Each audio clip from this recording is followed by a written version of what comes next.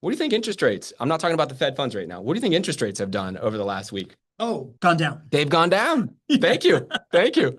So they've gone down whether or not the Fed held the rates steady, regardless of tariffs, regardless of whatever. They've gone down pretty substantially. I think it's the lowest since, I believe, October of last year. Sometime, maybe 6 to 12 months from now. So interest rates today, the average 30-year interest rates under 6.6%. So it's gone down probably 2 to 3% just in the last week. That's substantial. Now the Fed funds rate hasn't changed. They held it constant.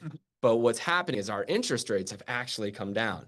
So again, this is proving what we have talked about multiple times on this show, is that the Fed funds rate and all the noise that we hear about what the Fed chair decides to do within the Fed funds rate does not necessarily mean what happens to our long-term interest rates. So if you were to buy a turnkey property today, you would likely get an interest rate that might be 0.3% lower than what it was just even a week or two ago. Interesting. And that's because of how the bond market and because of investors who invest in mortgage-backed securities reacted to the jobs report, not necessarily what happened to the Fed funds decision. Pretty cool, right? Pretty cool. Pretty cool. Yeah. Another fast fact here.